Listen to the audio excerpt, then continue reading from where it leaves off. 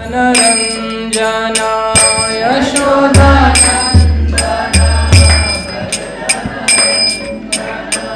यमुना तीरा वनचारी यमुना तीरा वनचारी जय राधा माधव कुंज बिहारी गोपीजन वल्लभ गिरिधरधारी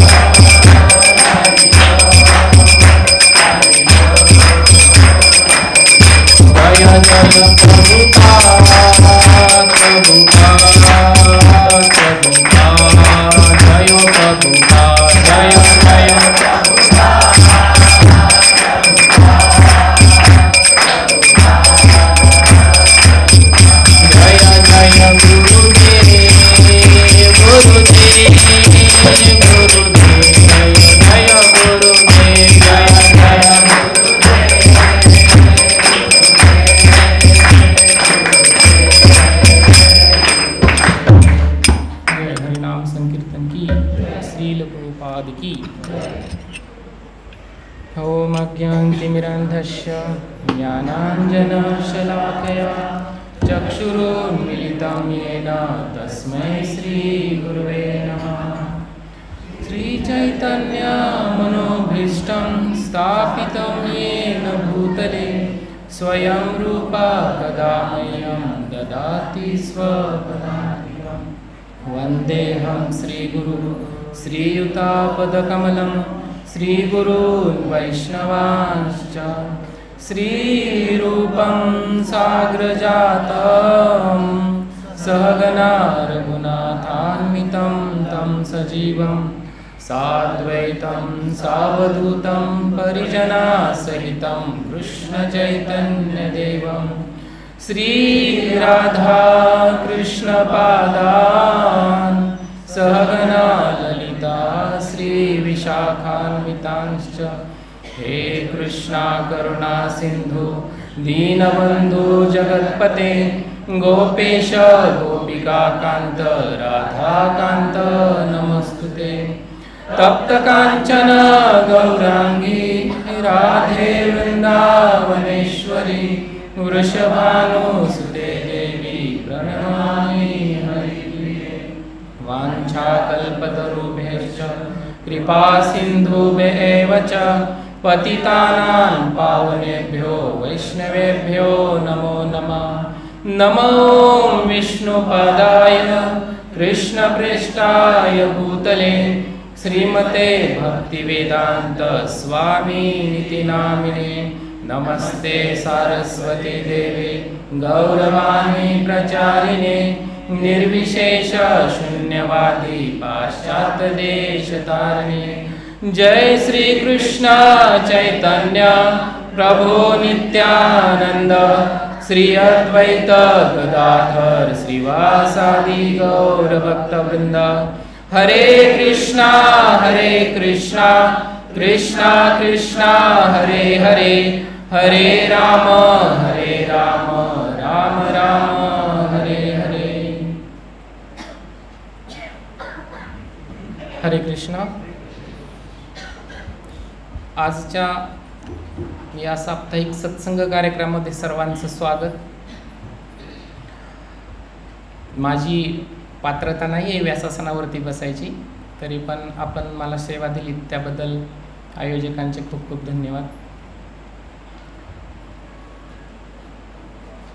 आपण पाहतो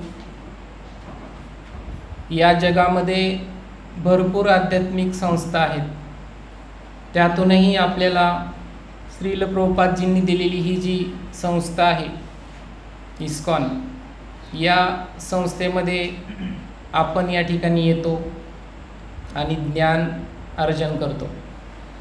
श्रील प्रभुपादजी सांगतात की त्यांच्या लेक्चरमध्ये की मी 17व्या वर्षी असताना माझ्या गुरूंच्या आदेशान्वये मी पाश्चात्य देशामध्ये गेलो। जाण्यासाठी मला खूप अडचणी आल्या, प्रभुपादांना खूप त्रासही झाला आणि ते म्हणतात की मी त्या ठिकाणी गेल्यानंतर माझ्याजवळ असं काहीही नव्हतं, फक्त थोडे ग्रंथ आणि एक करताल, मृदंगही नव्हता माझ्याकडे। आणि मग त्या ठिकाणी प्रचार कसा करायचा म्हणून त्यांनी त्या ठिकाणी गेल्यानंतर एका झाडाखाली बसून त्यांनी कीर्तन सुरू केलं भगवंतांचं। आणि ते भगवंतांना म्हणतात की आता ही जी सेवा आहे ती तुम्हीच माझ्याकडून करून घ्या। आणि मग त्यांनी ज्यावेळेस कीर्तन सुरू केलं त्यावेळेस त्या ठिकाणी 2 लहान मुलं, त्याच्यामध्ये एक परमानंद प्रभू महाराज आणि अच्युतानंद महाराज, जे की आज ते भगवंतांच्या सेवेमध्ये आहेत, की त्या ठिकाणी त्या कीर्तनामध्ये येऊन ती 2 मुलं नाचली, त्यांनी डान्स केला, त्यांना ते कीर्तन खूप आवडलं।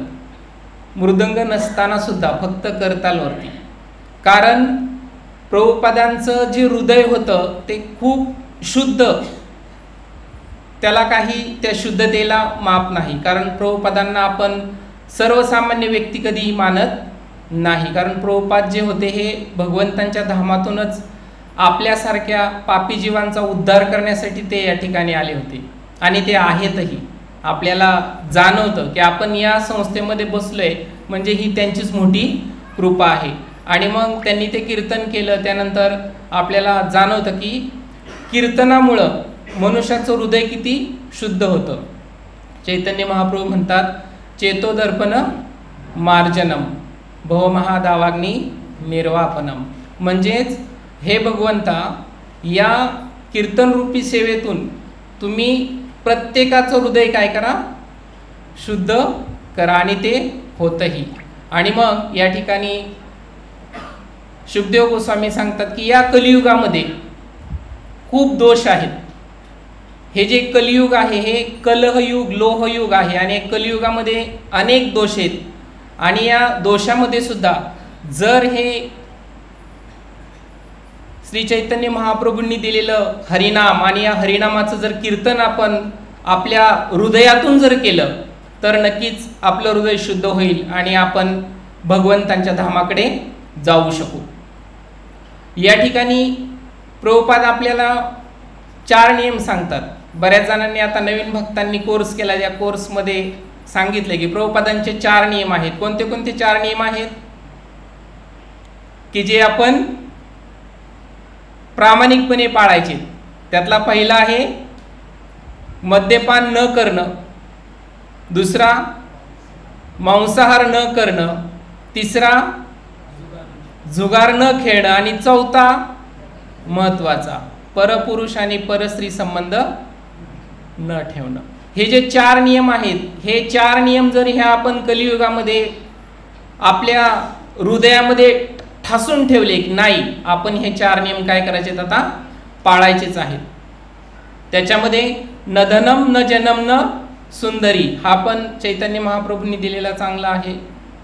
चेतोदर्पण मार्जनम आहे, शिक्षाष्टकम याच्यामधून आहे की या जगामध्ये आलो तर आपण आपल्याला कोणत्याही प्रकारचं धन नको, परंतु काय सांगायचं, प्रत्येक जण या धनाच्या मागं पळालेला आहे. त्याच्यामध्ये मी पण आलो, सुटत नाही आपण याच्यामध्ये. का? कारण आपण या भगवंतांची जी शक्ती आहे मायादेवी, या मायादेवीच्या प्रभावाखाली आपण आहोत. आणि मग आपण या भौतिक जगामध्ये जगत असताना आपल्याला कशाची गरज असते, धनाची गरज तर असतेच. परंतु प्रभुपाद म्हणतात की आपल्याला जेवढं धन उदरनिर्वाहासाठी पाहिजे तेवढंच आपल्याला असावं. पण आपण मात्र भौतिक जगामध्ये अडकून पडलेलो आहोत. थोडंसं आसक्ती असते आपल्याला, त्याच्यामुळे आपण अधिक धन कमवण्याच्या प्रयत्नात राहतो. अधिक धन कमवतो, नंतर पुढच्या अपेक्षा म्हणजे आसक्ती आपली वाढत जाते. अधिक सुंदर पत्नी असावी असं वाटतं. आणि मग त्या ठिकाणी महाप्रभू म्हणतात की कोणत्याही प्रकारचं धन मला नको, न मला सुंदरी पाहिजेत. भगवंतांची जी आसक्ती आपण ठेवायला पाहिजे, ती आसक्ती कशी ठेवायची, तर आपण या ठिकाणी मंदिरात आल्यानंतर आपल्याला जो संघ मिळतो, या संघामधूनच आपल्याला भगवंत कोण आहेत हे समजतं. जरी आपल्याला आपण या संघामध्ये नसलो, बाहेर जरी असलो, आपल्याला भगवंत कोण आहेत, आता मला भगवद्गीतेतून वाचून समजलंय, मला भगवद्गीता कोर्समधून ऐकून समजलंय आणि इतरही भक्तांकडून मला समजलंय की भगवंत कोण आहेत, साक्षात श्रीकृष्ण आहेत. आणि मग या सगळ्या गोष्टी माहिती आहेत. तरी पण आपण जर संघामध्ये नसू तर आपल्याला भगवंत कोण आहेत हे माहिती असूनही भगवंतांप्रती आपली आसक्ती वाढत नाही. म्हणून आपण कुठे आलं पाहिजे, भक्तांच्या संघामध्ये आलं पाहिजे आणि सत्संग केला पाहिजे. तरच आपण काय करू, भगवंतांप्रतीची आसक्ती आपली वाढेल. आणि जर भगवंतांप्रती आपली आसक्ती वाढली तर नक्कीच आपला या भौतिक जगातील असणारी ही जी आसक्ती आहे ती हळूहळू काय होईल, कमी होऊ लागेल. आणि मग प्रभुपादजी म्हणतात की मनमना भवमत भक्तो मद्याजीमा नमस्करू. म्हणजे तू काय कर, मनाने मला काय कर, नमस्कार कर, माझी भक्ती कर आणि मला शरण ये. आणि मग पुढे प्रभुपादजी म्हणतात की या कलहयुगामध्ये, कलियुगामध्ये तुम्ही कितीही यज्ञ करण्याचा प्रयत्न केला तर तो यज्ञ काय होणार आहे, असफल होणार आहे. म्हणून आपल्याला या कलियुगामध्ये प्रभुपादांनी, चैतन्य महाप्रभूंनी एकच यज्ञ करायला सांगितलेला आहे. तो कोणता? हरेर नाम हरेर नामय केवलम कलौ नास्तेव नास्तेव गतीर अन्यथा. म्हणजे या जगामध्ये आपल्याला हरीचं नाव हे घेतल्याशिवाय पर्याय नाही. म्हणूनच आपण या ठिकाणी येतो आणि भक्तांबरोबर काय म्हणतो? हरे कृष्णा कृष्णा कृष्णा हरे हरे हरे राम राम राम हरे हरे. आणि मग या हरिनामाच्या जपाची जर आपण आसक्ती पकडली, हा जो हरिनाम आपण भक्तांच्या संघामध्ये येऊन केला, तरच आपल्याला हे जे हरिनाम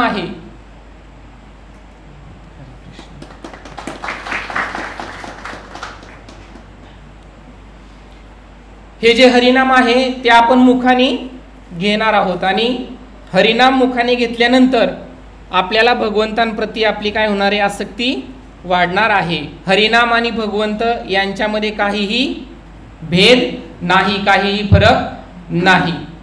आपण भगवंतांना भोग अर्पण करतो आणि तो काय करतो? आपण स्वीकारतो. मग जर आपण भगवंतांना भोग अर्पण करून जर स्वीकारत असू, तर आपल्यावरती माया कधीही अटॅक करत नाही. आणि आपण हे नेहमी विसरलं नाही पाहिजे की भगवंतांना कोणतीही गोष्ट असू द्या, साधा आपण कापड जरी घेतलं तरी ते भगवंतांना अर्पण करूनच आपण वापरायला पाहिजे. मग खाण्यापिण्याच्या तर सगळ्या गोष्टी आपण भगवंतांना अर्पण केल्याशिवाय स्वीकारायच्या नाहीत, तरच आपल्यावरती मायेचं बंधन कमी राहणार आहे, परंतु कमी राहील. आणि मग आपण या ठिकाणी सर्व गोपींचं उदाहरण जर घेतलं तर सर्व गोपी ह्या भगवंतांना कधीही विसरत नव्हत्या. आणि त्या ज्या काही कार्य करायच्या त्या कोणासाठी करायच्या?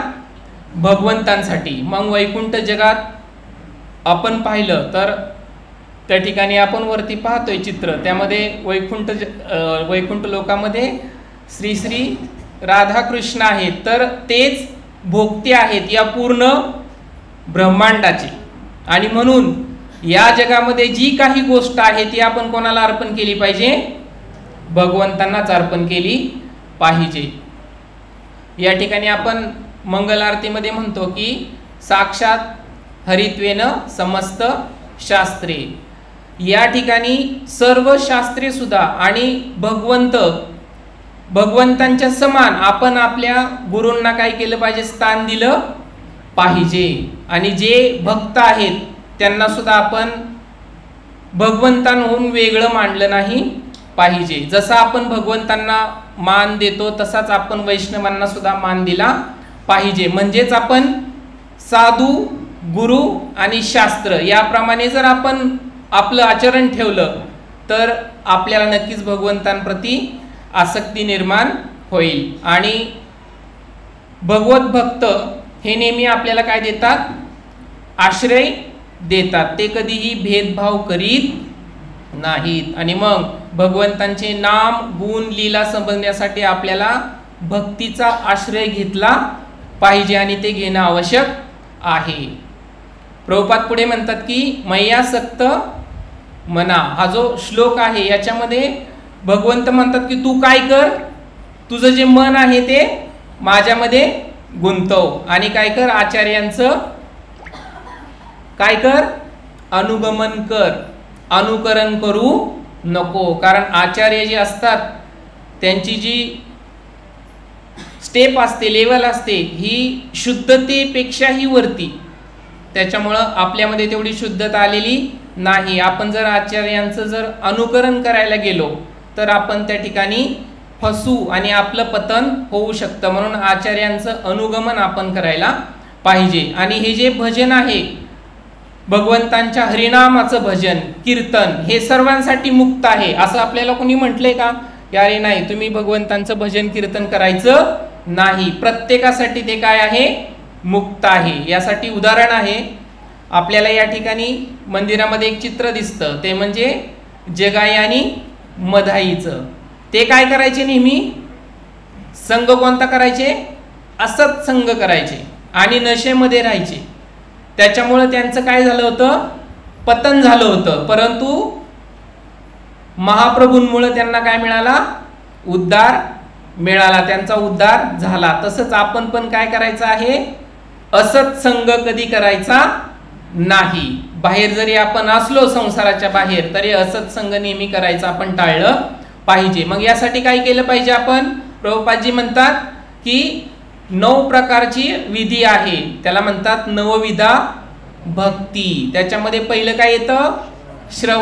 श्रवणम कीर्तनम विष्णू स्मरणम पादसेवनम अर्चनम दास्यम साख्यम आत्म निवेदनम. मग याच्यामध्ये सर्वात महत्वाची स्टेप ती म्हणजे श्रवण. आपण काय केलं पाहिजे? भगवंतांच्या कथा, भगवंतांचे गुण, भगवंतांच्या लीला यांचं काय केलं पाहिजे? श्रवण केलं पाहिजे. ते पण योग्य आचार्यांकडून, योग्य गुरूंकडून, आणि जे परंपरेमध्ये येतं त्याच गुरूंकडून आपण काय केलं पाहिजे? भगवंतांच्या नाम गुण रूप लीला यांचं काय केलं पाहिजे? श्रवण केलं पाहिजे. आपल्या या भौतिक जगामध्ये पृथ्वीवरती 4 संप्रदाय आहेत आणि त्याच्यामधली मुख्य संप्रदाय, आणि त्याच्यामध्ये हे जे आपलं गौडीय, मध्व गौडीय वैष्णव परंपरा आहे, हा जो संप्रदाय आहे त्याच्यामध्ये हे आपण ज्ञान घेत आहोत या ठिकाणी.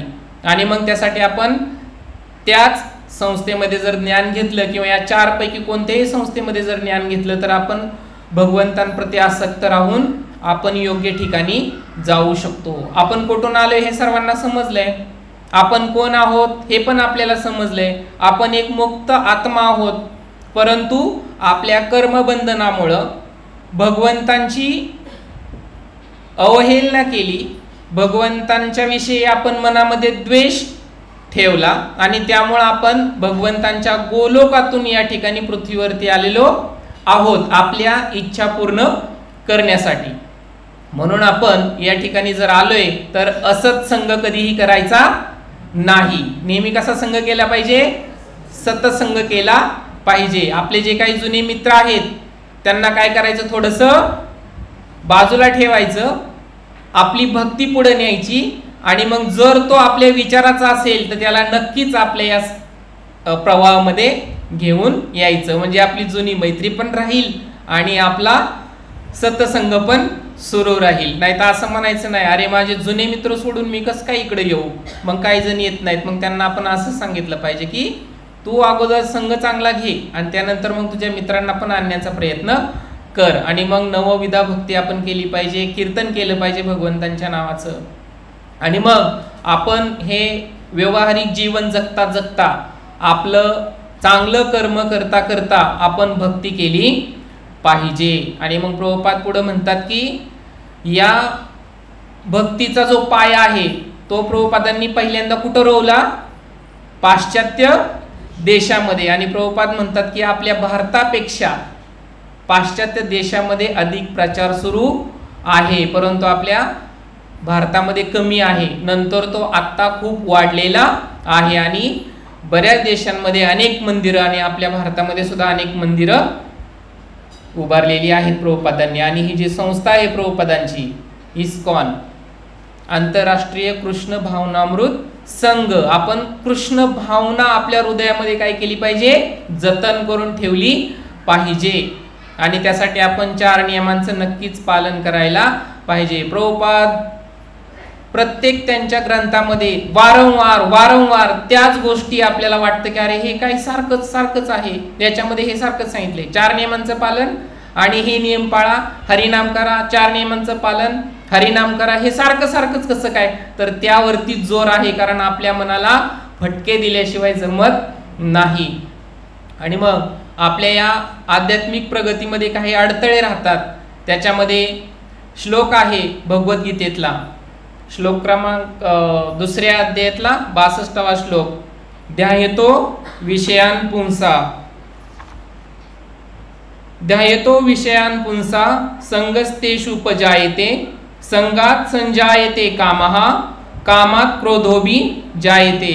भाषांतरामध्ये प्रभुपाद म्हणतात, इंद्रिय विषयांचे चिंतन करीत असताना मनुष्याची त्या विषयांच्या ठिकाणी आसक्ती वाढत जाते अशा आसक्तीपासून काम उत्पन्न होतो आणि कामापासून क्रोध उत्पन्न होतो. आणि मग आपण या ठिकाणी पाहिलं की या भौतिक जगात जगत असताना आपण अनेक उदाहरणं शास्त्रामधूनही पाहतो आणि आपल्या आजूबाजूलाही पाहतो की बरेच लोक या कामाच्या आहारी जाऊन आपल्या या बहुमूल्य मनुष्य जीवनाचं वाटोळं करून घेतात. याच्यामध्ये आपण शास्त्रामधलं इंद्रदेवांचं सुद्धा उदाहरण घेऊ शकतो. देव असताना सुद्धा ते या कामातूर आसक्त जीवनामध्ये आसक्त होऊन त्यांनी काय केलं होतं, अहिल्या देवींचं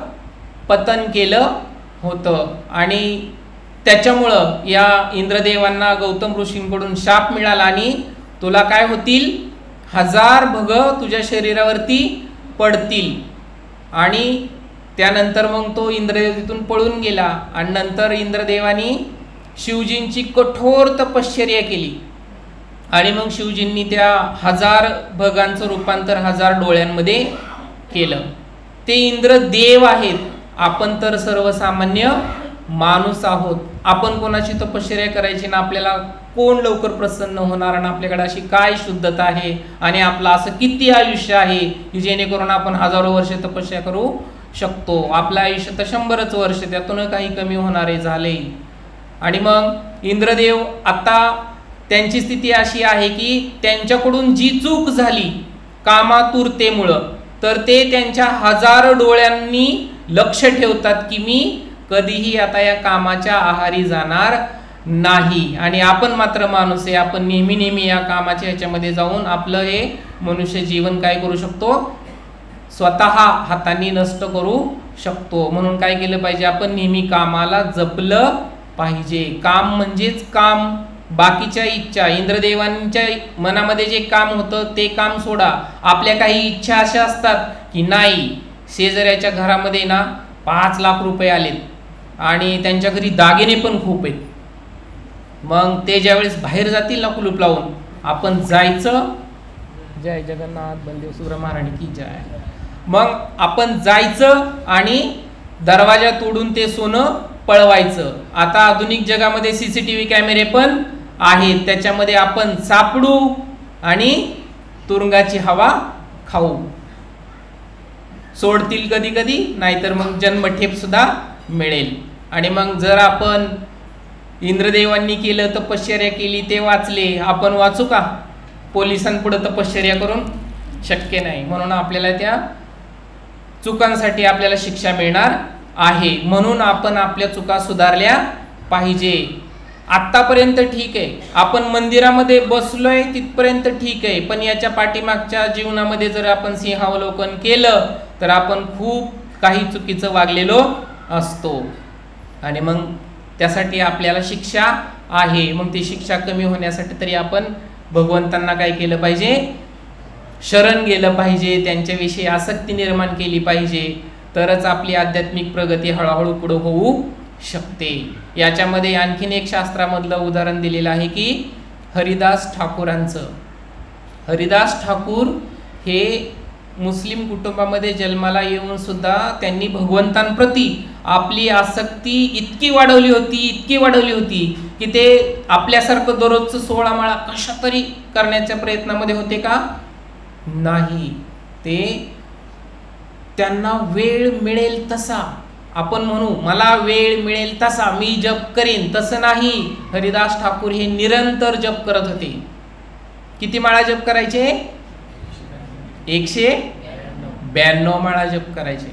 आणि आपल्याला 16 माळा जप करायचं म्हटलं तरी मला तरी थोडंसं काही सकाळी आणि काही संध्याकाळी असं करावं लागतं जर कधी त्रास झाला तर. पण शक्यतो आपण सगळ्यांनी काय केलं पाहिजे, सत्व गुणामध्येच आपला जप करण्याचा प्रयत्न केला पाहिजे. काही नवीन भक्त आहेत, त्यांना वाटतं की अरे 1 माळ केली तरी माझ्या घशाला कोरड पडते, 2 माळा केल्या तर आणखीन त्रास होतोय. होऊ द्या, चांगल्या कामासाठी त्रास होऊ द्या, त्याचा आपल्याला फायदा नक्कीच होणार आहे. आपल्या खिशातले 1 लाख रुपये आहेत, ते उद्या जाणार आहेत, ते संपणार आहेत, लक्ष्मी चंचल आहे, एका ठिकाणी स्थिर राहत नाही, परंतु आपण घेतलेलं हरिनाम हे आपल्या बँकेमध्ये तसंच सेव्ह राहणार आहे, ते कुठेही जात नाही. म्हणून एक महिनाभर त्रास होईल घशाचा, नंतर तुम्हाला जर सवय झाली तर आपल्या ठिकाणी वैष्णव भक्त बसलेत, त्यांना विचारा तुम्हाला झाला सुरुवातीला त्रास झाला, तुम्ही विचारलं पाहिजे दुसऱ्याला, नाही तर मला त्रास झाला आता मी उद्यापासून जप काय करणार नाही, ही माळ अशी ठेवून देणार, हे खूप चुकीचं आहे. विचारा त्यांना, त्रास होतो आणि त्रास झाल्याचा फायदाही होतो. हळूहळू 16 माळा आपला जपही पूर्ण होतो. का करायचं 16 माळा जप? आईच्या पोटामध्ये असताना घेतलेली शपथ, मला बाहेर काढ लवकर, खूप त्रास आहे पोटामध्ये. दुसरी गोष्ट, भगवंतांनी ही हवा पाणी फुकट दिली, त्याचं बिल कधी आपल्याला नाही, म्हणून त्याचं उत्तराई म्हणून आपण 16 माळा जप केला पाहिजे, ती भगवंतांची कृपा आहे. आणि मग हरिदास ठाकूर इतका जप करत होते, तर त्यांनाही काय केलं, मोहामध्ये पाडण्याचा प्रयत्न केला. आणि मग त्यांच्याकडे एक सुंदर स्त्री पाठवली की जिची इच्छा चुकीची होती, आणि मग त्यांनी सुद्धा काय केलं, आपल्या कामावरती नियंत्रण होतं त्यांचं. आपल्या पुढे जर एखादी सुंदर स्त्री आली तर आपण काय हरिदास ठाकूर नाही. म्हणतात ना की अग्नी शेजारी जर काय ठेवलं तर वितळतं लगेच लोणी, तसं आपला स्वभाव पुरुषी स्वभाव. मी फक्त पुरुषी स्वभाव म्हणतो असं नाही. प्रभुपादजी म्हणतात माताजी ह्या जरी स्त्री म्हणून असल्या किंवा आपण जरी प्रभूजी पुरुष म्हणून जरी असलो तरी प्रत्येकाच्या ठिकाणी ती भावना असते, आणि त्या भावनेला जर आपल्याला वरती येऊन द्यायचं नसेल, आपल्या जर भक्तीचा नाश होऊन द्यायचा नसेल, तर आपण काय केलं पाहिजे, हरिनामाचा आश्रय घेतला पाहिजे. म्हणून आपल्याला नेहमी डोळ्यापुढे उदाहरण आपण ठेवायचं की हरिदास ठाकूरांचं. आणि मग त्यांनी त्या स्त्रीला थांबायला सांगितलं 1 2 3 रात्री. त्यानंतर हरिनाम जे हरिदास ठाकूर घेत होते ते हरिनाम ऐकून ऐकून त्या हिराबाईचं काय झालं, रूपांतर भक्तामध्ये झालं. म्हणून त्या ठिकाणी आपण ते उदाहरण समजून घ्यायचे की आपण कधीही काम भावनेमध्ये कधीही गुंतून पडायचं नाही. त्यानंतर दुसरं उदाहरण आहे संतश्रेष्ठ तुकाराम महाराजांचं. संतश्रेष्ठ तुकाराम महाराजांना सुद्धा त्यांच्या भक्तीचं पतन होण्यासाठी त्यांच्याकडे पण अशी एक सुंदर स्त्री पाठवलेली होती, पण त्यांनीही तिला काय केला, नमस्कार केला आणि माते समान मानलं. आणि मग छत्रपती शिवाजी महाराज सुद्धा त्यांच्या आचरणातून आपल्याला दाखवून देतात की परस्त्री माते समान. आणि म्हणूनच आपण ह्या महाराष्ट्रामध्ये छान राहतोय. कृष्ण भावना भावित होणं हे खूप गरजेचं आहे. त्यासाठी आपण आपले इंद्रिय भोग नेहमी काय केले पाहिजे, टाळले पाहिजेत. म्हणजे आपण काय खायचं पण नाही असं नाही का, नाही, आपण भोग भगवंतांना अर्पण करून प्रसाद म्हणून तो सेवन करायचा. हे जे शरीर आहे ते काय आहे, आपलं अमूल्य आहे का मौल्यवान आहे, दोन्ही पण आहे. त्याचा आपण या शरीराने आपण आपलं शरीर हे काय केलं पाहिजे, सत्कारणी लावलं पाहिजे. आपलं शरीर आपण म्हणतो, मग आपण कोण आहोत हे निश्चित आपल्याला माहिती आहे. कोण आहोत आपण, आत्मा. एका ठिकाणी एक व्यक्ती म्हटला की माझं एवढं काम होऊ दे, मी तुला 5000 रुपयाचं प्रसाद चढवीन. आणि मग दुसऱ्या दिवशी त्याचं काम झालं आणि मग तो म्हणाला की अरे माझं काम झाले, आता भगवंतांना आता प्रसाद तर चढवला पाहिजे. मग त्यांनी 5 रुपयाचा प्रसाद चढवायचा असं ठरवलं. भगवंतांना काय माहिती आता मला काय मिळाले आणि काय नाही, 5 रुपयाचा प्रसाद चढवू. पण त्यांनी 5 ठोकळे घेतले आणि 5 ठोकळे घेतल्यानंतर तो भगवंतांजवळ गेला आणि भगवंतांच्या आणि त्याच्यामध्ये त्यांनी एक अशी रेष आखली आणि तो म्हणाला की भगवंता हे 5 रुपयाचं मी तुला भोग चढवणार आहे, परंतु मी असा टाकणार, रेषेच्या पलीकडे गेलेले तुझे आणि रेषेच्या अलीकडे राहिलेले माझे. टाकणार आहे कोणाच्या हाताने, स्वतःच्याच. मग स्वतःच्या हाताने टाकणार आहे म्हटल्यानंतर त्यांनी असं टाकलं की तिकडं 2च पडतील आणि बाकीचे माझ्याकडे राहतील. त्या पद्धतीने 2 रुपयांचा प्रसाद भगवंतांना अर्पण केला आणि त्याच्यानंतर राहिलेले पैसे त्यांनी खिशात ठेवले. म्हणजे जे भगवंत आपल्याला एवढं काही देतात, हे शरीर एवढं अनमोल दिलंय, या सगळ्या सृष्टीमधल्या सगळ्या उपभोगायच्या गोष्टी आपण भगवंतांच्या आहेत त्या आपण उपभोगतो, त्याचा आनंद घेतो आणि मग भगवंतांच्या बाबतीत मात्र आपण असा कंजूसपणा करतो. त्याच्यानंतर ती पुढची स्टेप तर आणखीनच छान आहे. नंतर दुसऱ्या वेळेस असंच भगवंतांना प्रार्थना केली, माझं काम होऊ दे, मी तुला 5,000चा प्रसाद अर्पण करीन, आणि त्यावेळेस पण त्याचं काम झालं. आणि नंतर दुसऱ्या वेळेस तर मग बहादर काय म्हणला की भगवंता तुम्ही तर वरती आहात आणि मी खाली. आणि मग त्यांनी नेहमीप्रमाणे 5 ठोकळे घेतले आणि म्हटला वर टाकल्यानंतर वर जे राहतील ते तुझे आणि खाली आलेले माझे. आणि मग जड आहेत 5 रुपये, हे धातूचे जड आहे, त्याने वर टाकले, जसे वर टाकले तसे खाली आले आणि सगळे उचलले खिशात घातले. देवाला नमस्कार केला आणि गेला निघून. म्हणजे आपण किती काय आहोत, धूर्त आहोत. मग भगवंतांना आपण आपली इच्छा किंवा आपण शपथ वाहतो की नाही आजपासून मी 16 माळा जप करीन, परंतु काय होतं 1-2 माळा करतो आणि आता त्रास होतोय म्हटल्यानंतर आपण काय करतो, थांबतो. म्हणजे आपण धूर्तपणा करतो. तर तो धूर्तपणा निदान जप माळ करताना तरी करायला नाही पाहिजे. आणि मग या पद्धतीने जर आपण भगवंतांची सेवा करत राहिलो तरच भगवंत काय करतील, म्हणतात ना भगवंत म्हणतात की भक्त तू जर माझ्याकडे 1 पाऊल टाकलं तर मी तुझी सगळी जी दुःख आहे ती दूर करीन. कारण ते आपले कोण आहेत, परम पिता आहेत आणि आपण त्यांचीच कोण आहोत, सगळी संतान मुले आहोत. आणि मग आपण काय केलं पाहिजे, आपलं तन मन आणि जर असेल आपल्याकडे छान धन तर ते भगवंतांना अर्पण करण्याचा प्रयत्न केला पाहिजे. रेष आखून नाही किंवा वर टाकून नाही. आणि मग ब्रह्माजींनी जी सृष्टी तयार केली आहे, या सृष्टीमध्ये ब्रह्माजींनी रात्र आणि दिवस सुद्धा केलेला आहे. दिवसा मनुष्य या आपलं कर्म करत करत थकतो आणि थकल्यानंतर त्याला काय मिळावा, आराम, विश्रांती मिळावी. थकलेलं शरीर संध्याकाळी झोपल्यानंतर त्या पेशी पूर्ण भरून येतात आणि दुसऱ्या दिवशी आपण पुन्हा चैतन्याने आपलं कर्म करत राहतो. म्हणून हा रात्रंदिवस भगवंतांनीच केलेली निर्माण ब्रह्माजींच्या माध्यमातून ती छान आहे. आणि मग ब्रह्माजींनी ज्यावेळेस हे रात्र आणि दिवस निर्माण केली त्यावेळेस संध्याकाळ नाही. मग संध्याकाळ कशी निर्माण झाली तर ब्रह्मदेवांनी त्यांच्या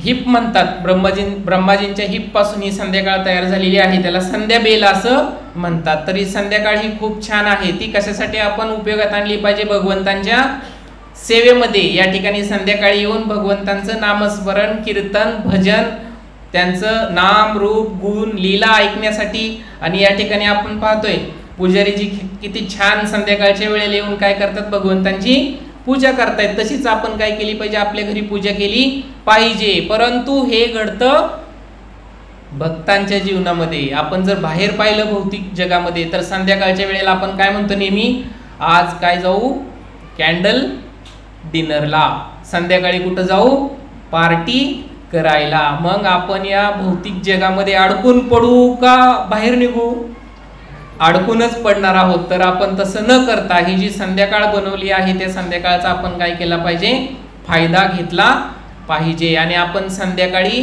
प्रभुपादांनी आपल्याला छान दिली एक आरती. कोणती आरती आहे, गौर आरती. की बजयो जयो गौरा चांदेर आरती को शोभा. आणि ही छान मंगल आरती आपण म्हणत भगवंतांना काय केलं पाहिजे, आपण आळवलं पाहिजे की आता तुम्ही माझ्याकडे थोडंसं बघा. करतो आपण विनंती भगवंतांना.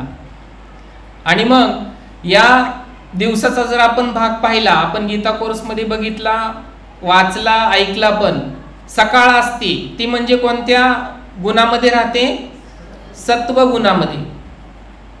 दुपार रजोगुणामध्ये आणि रात्र तमोगुणामध्ये. म्हणजे दिवसाचे जर आपण भाग पाहिले 3, तर सकाळी आपलं माइंड खूप छान असतं, झोपेतून आपण फ्रेश झालेला असतो आणि सत्व गुणामध्ये असल्यामुळे आपला जप पण खूप चांगला होतो.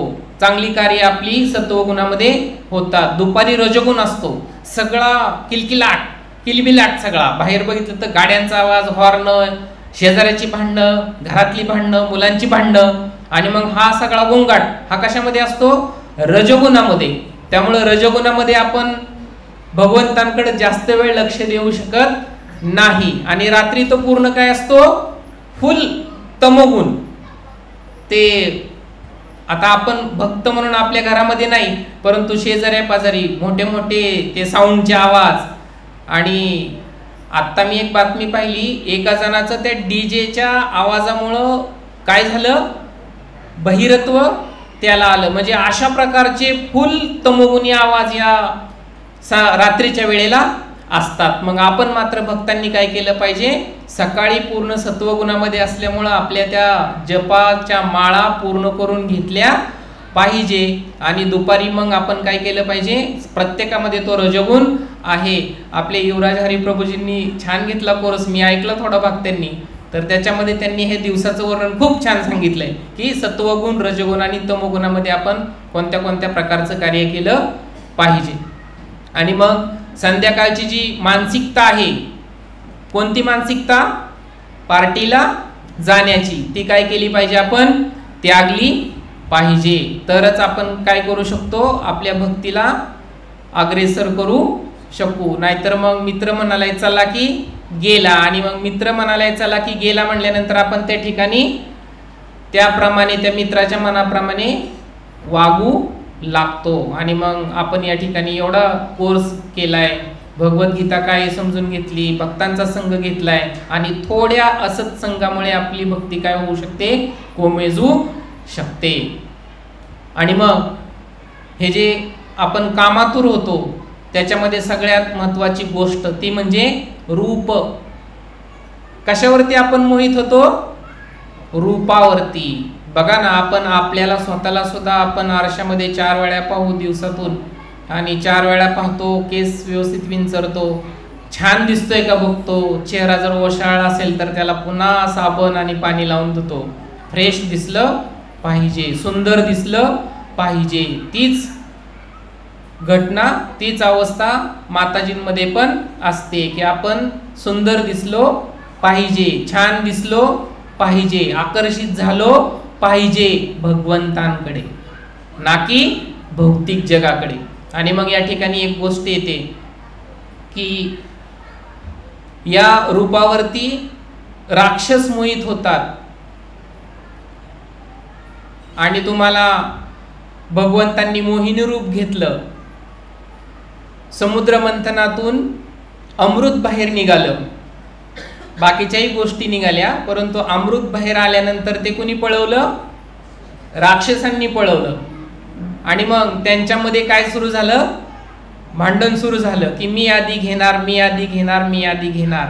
आणि मग ज्यावेळेस देवतांनी विष्णूजींना, कृष्णांना विनंती केली, त्यावेळेस ते जे विष्णू आहेत ते कोण बनून आले? मोहिनी रूप.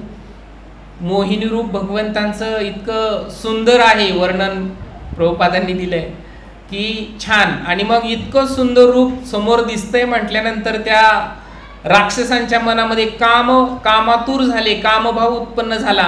आणि मग अमृतापेक्षा इकडं अमृत श्रेष्ठ आहे असं त्यांना वाटलं. आणि मग मोहिनी रूपातील भगवंत म्हणाले की मी अमृत वाटलं तर चालेल का? आता त्यांची वाणी भगवंतांची इतकी मधुर की त्या वाणीलाही ते राक्षस काय झाले? बळी पडले. आणि मग ते म्हणाले हा घडा घ्या आणि तुम्हीच वाटा. म्हणजे इतकं मोलाचं अमृत होतं, तेही त्यांना त्या रूपापुढं काय झालं?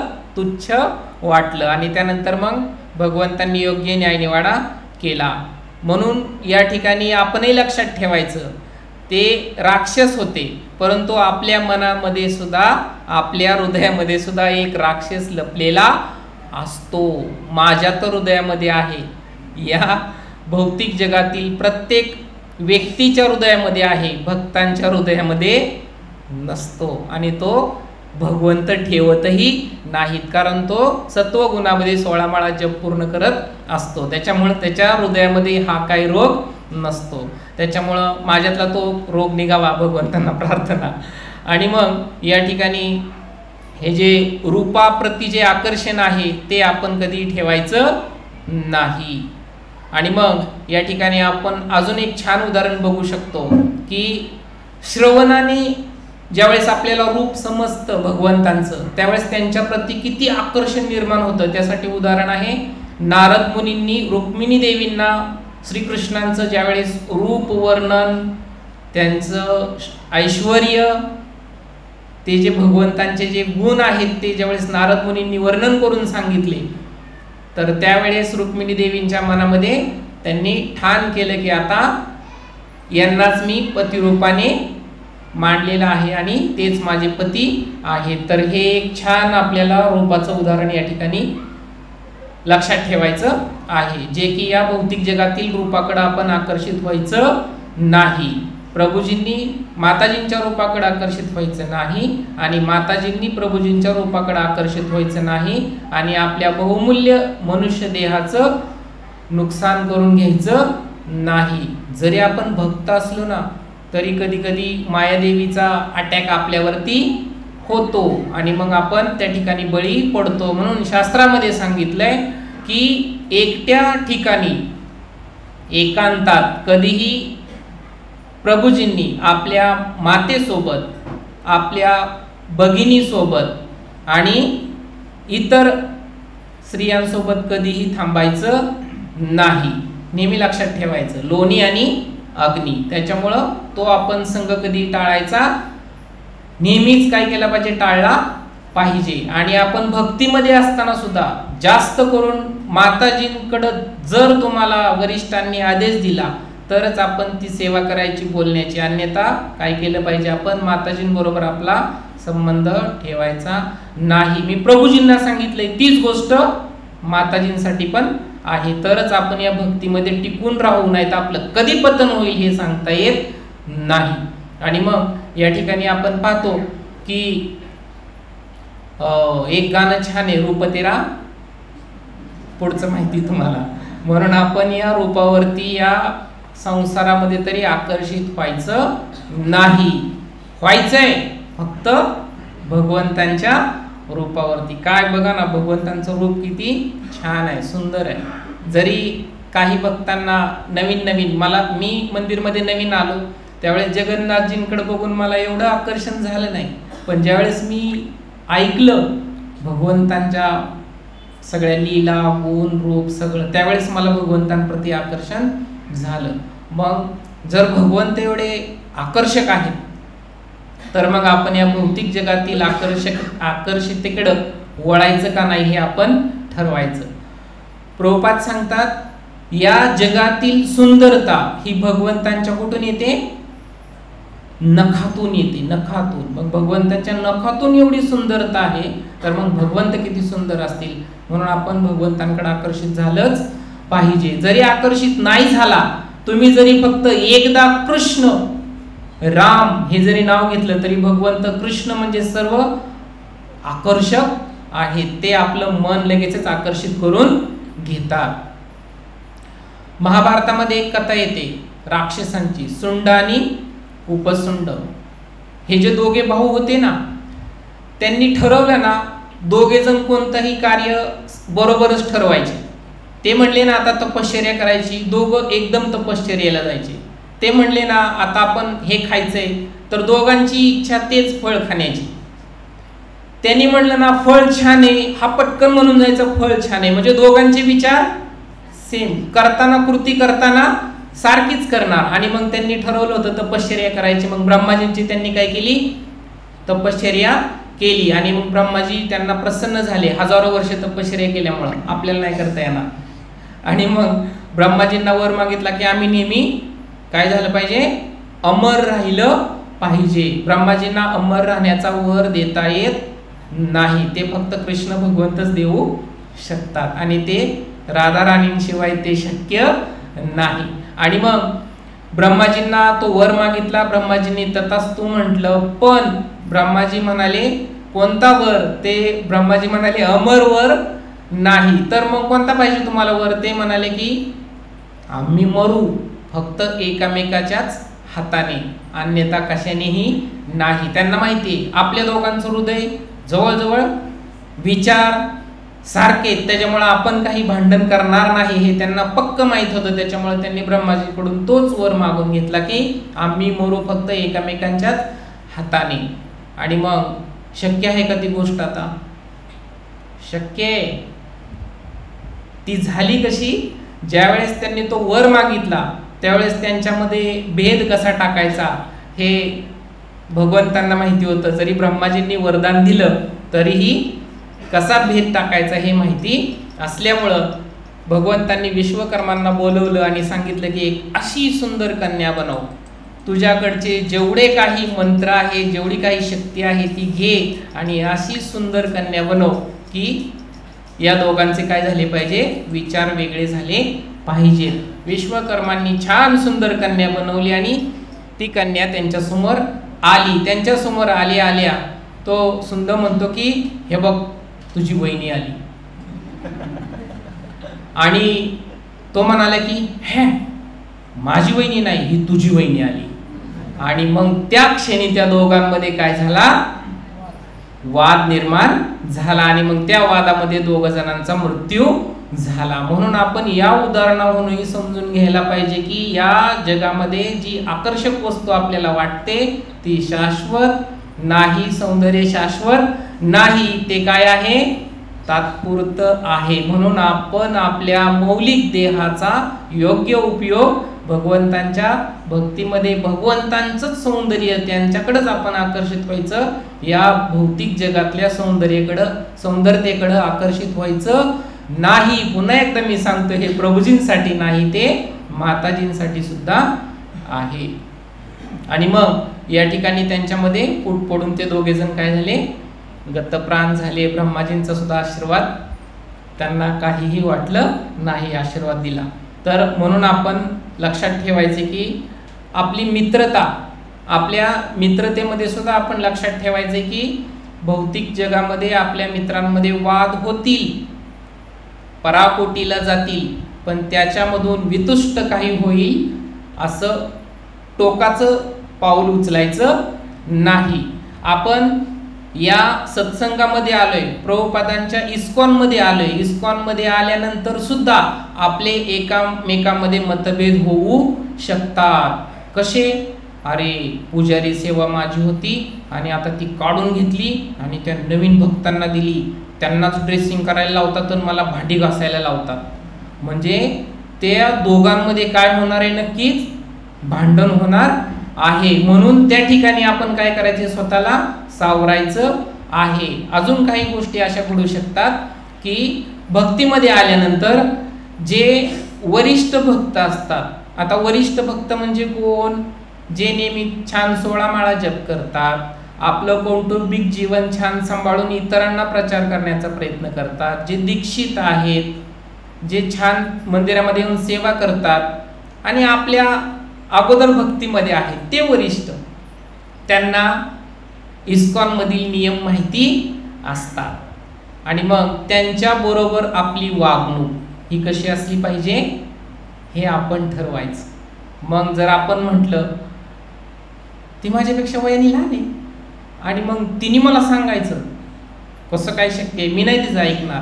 तर अशा काही गोष्टींमुळे आपल्यामध्ये जे वाद घडतात ते घडून द्यायचे नाहीत. आपली मैत्री त्या ठिकाणी जपायची आहे. जरी आपल्याला एखादी एक्स्ट्रीम गोष्ट येत असेल, आपल्याला पूजा छान येत असेल भगवंतांची करायला वर्षी, आपल्याला किचनमध्ये प्रसाद छान बनवता येत असेल, तर मग त्या ठिकाणी आपण काय केलं पाहिजे? नेहमी वरिष्ठांचं मार्गदर्शन घेतलं पाहिजे. नाहीतर जर त्या ठिकाणी वरचढपणा केला तर आपल्याकडून त्या ठिकाणी अपराध होऊ शकतो. अपराधावरती पण आपण पुढे बोलणार आहे. एक गोष्ट या ठिकाणी आहे ती आहे पॅलेस्तीन आणि इस्रायलची. सॅमसंग होता तो इस्रायलचा होता. तो एका वेळेला 1000 लोकांशी लढत होता, इतकी शक्ती, आणि 1000 लोकांना तो गतप्राण करायचा. आणि मग हे जे पॅलेस्तिनी लोक होते ती 1000-2000ची तुकडी जर युद्धाला त्यांनी धाडली तर हा सॅमसंग काय करायचा? त्या सगळ्या लोकांना एकटाच काय करायचा? हरवून टाकायचा, जिंकायचा. आणि मग त्यांनी ठरवलं, अरे आपण असं इतक्या दिवस आपलं युद्ध चालू आहे, आपल्याला काही मार्ग निघत नाही, म्हणून त्यांनी काय केलं, त्या पेलिस्तीनींनी डिलिया नावाच्या एका सुंदर मुलीला पाठवलं आणि तिला सांगितलं, हे बघ असं असं आहे, हा जो सॅमसंग आहे त्याला काय करायचं, तू प्रेमाच्या जाळ्यामध्ये अडकवायचं. आता ती सुंदर असल्यामुळं आणि हा पुरुष स्वभावाचा असल्यामुळं साहजिकच तो तिच्या प्रेमामध्ये पडला. आणि मग तिने त्याला इतकं त्याच्या ह्याच्यामध्ये गुंतवून घेतलं प्रेमामध्ये की त्याला छान प्रसाद खाऊ घालणं, प्रसाद नसेल त्यावेळेस छान खाऊ घालणं, त्याच्याशी गोड गोड बोलणं आणि ह्या सगळ्या गोष्टी करत करत मग त्या दोघांमध्ये जे काय आकर्षण निर्माण झालं, मी प्रेम म्हणणार नाही, आकर्षण जे निर्माण झालं त्याच्यामध्ये तिने त्याला विचारलं की तू इतका बलवान आहेस, नक्की तुझ्या शक्तीचं गमक काय आहे, काहीतरी तुझ्यामध्ये दैवी शक्ती असणार आहे, त्याशिवाय हे घडणार नाही. आणि मग त्याला त्याच्या अधिकाऱ्यांनी इतकं छान सांगून ठेवलेलं असतं की तू जरी असा कुठं बळी पडलास किंवा तुझ्यावरती जर असं काही संकट आलं तर तू तुझं गुपित उघड करायचं नाही. आणि मग त्यावेळेस त्यांनी सांगितलं की माझी जी शक्ती ना, मला जर एका मोठ्या झाडाला बांधलं ना, मग माझी शक्ती काही काम करत नाही. मग असं ज्यावेळेस त्यांनी डिलियाला सांगितलं त्यावेळेस तिने त्या पेलिस्तीनींच्या लोकांना सांगितलं. मग त्या सॅमसंगला रात्रीचं मद्यप्राशन वगैरे करून त्याला झाडाला रात्रीचं बांधून टाकलं. आणि मग दुसऱ्या दिवशी ज्यावेळेस हे 1000 लोक आले त्यावेळेस त्याचा खिमा करणार, परंतु ज्यावेळेस त्यांनी सकाळी पाहिलं की एवढी लोक माझ्याकडे येत आहेत, तर त्यांनी आपल्या ताकदीने ते बांधलेलं दोर सगळा तोडला, झाडातून रिकामा झाला झाडापासून, आणि त्यांनी ते 1000 सैनिक मारून टाकले. आणि मग ते म्हणाले, अरे तू डिलियाला म्हणाले, अरे तू काय सांगितलंस असं, तर त्यांनी मला जे सांगितलं मी तुम्हाला सांगितलं, तुला त्यांनी फसवलं, आता तू काय कर, परत जा आणि परत त्याला मोहामध्ये पाड आणि नक्की त्याच्या शक्तीचं काय गमक आहे ती आम्हाला सांग. आणि मग परत तिने दुसरा प्रयोग केला आणि मग त्याला विचारून घेतलं की नक्की तुझ्या शक्तीचं काय आहे मूळ. तो म्हणाला की माझी शक्ती ना, त्या नारळाच्या झाडाच्या केसरापासून जो दोर तयार होतो का नाही, त्यांनी जर मला बांधलं तर मी काही करू शकणार नाही. आणि मग दुसऱ्या दिवशी तो प्रयोग झाला, त्याला रात्रीच्या वेळी बांधून टाकलं नारळाच्या मोठ्या दोराने. आणि मग परत सैनिक आले 1000 त्याला मारायला, तर त्यांनी पुन्हा सकाळी काय केलं, त्याच्या ताकदीने ते नारळाचा दोर सुद्धा तोडून टाकला आणि त्यांना हरवलं. आणि परत मग ते पेलिस्तीनी म्हटले की अरे डिलिया काय तू करतेस, ही प्रत्येक वेळेस आमचे एवढे सैनिक मरतायत, तू काहीतरी योग्य त्याच्याकडून काढून घेत नाहीस. मग ती म्हणते, आता माझं पूर्ण जे आहे ते सगळं सर्वस्व त्याला हे करून त्याच्याकडून ती काही त्याची दैवी शक्ती आहे त्याचं मी उघड करते तुम्हाला सांगते. आणि मग त्याच्यानंतर मग तिने काय केलं, तिच्या मोहामध्ये सौंदर्याच्या तिने खायला प्यायला भरपूर दिल्यामुळं, भरपूर मद्यप्राशन केल्यामुळं त्या रात्री त्याची बुद्धी स्थिर नसल्यामुळं त्यांनी सांगून टाकलं की माझी शक्ती माझ्या कशामध्ये आहे, केसांमध्ये आहे. आणि मग ज्या वेळेस त्याच्या केसांमध्ये शक्ती आहे तिला कळालं, त्यावेळेस दुसऱ्या दिवशी त्याला बांधले आणि त्या नशेमध्येच त्याचे काय केले, सगळे केस काढून टाकले आणि तो मात्र काय झाला, शक्तिहीन झाला. आणि त्यानंतर मग त्याला काय केलं, एका झाडाला बांधून टाकलं जाम. मग त्याची शक्ती नाही म्हटल्यानंतर त्यांनी काय कोणाला मारू शकला नाही. आणि ज्या वेळेस त्याचं ते मद्याचं ते धुंदी आहे ती उतरल्यानंतर त्याच्या लक्षात आलं की मला मारून ते बांधून ठेवले आणि आता माझं काही खरं नाही. त्याने मग त्याचा जो इष्टदेव आहे त्याची पुन्हा प्रार्थना केली आणि तो म्हणाला की माझी चूक झाली, आता माझी शक्ती मला परत पाहिजे. म्हणून त्यांनी त्याच्या कर्माच्या जोरावरती त्याला पुन्हा शक्ती मिळाली आणि त्यांनी पुन्हा दोर त्याला जे बांधलेलं होतं तो दोर पुन्हा तोडला आणि लोकांना मारून टाकलं. मग आपल्याला या उदाहरणावरून असं समजून घ्यायचंय की आपण जगामध्ये किती जरी बुद्धिमान, किती जरी शक्तिमान असलो तरीही आपण काय करायचं, रूपाच्या मोहात कधीही पडायचं नाही, कोणाच्या सौंदर्याच्या मोहात पडून आपल्या मनुष्य देहाचं नुकसान करून घ्यायचं नाही. अजून एक आपण उदाहरण बघतो नेहमी, पूर्वीच्या काळी जे राजे खूप शक्तिमान होते, त्यांच्याकडे खूप संपत्ती होती, ते कोणालाही परास्त होत नव्हते, अशा वेळेला शत्रू राजे काय करायचे, नेहमी त्यांच्याकडं एक सुंदर छान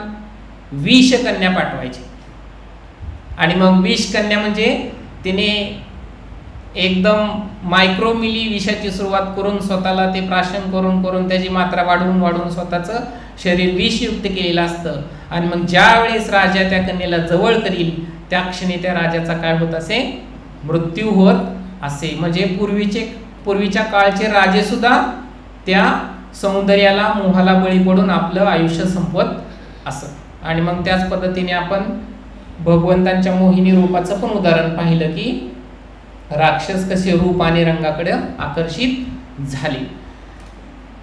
चैतन्य महाप्रभू आणि नित्यानंद महाप्रभू ज्यावेळेस 500 वर्षापूर्वी या पृथ्वीवरती होते त्यावेळेस त्यांच्या बाबतीत सुद्धा अशी घटना घडली होती की ते एकदा संन्याशाकडे गेली.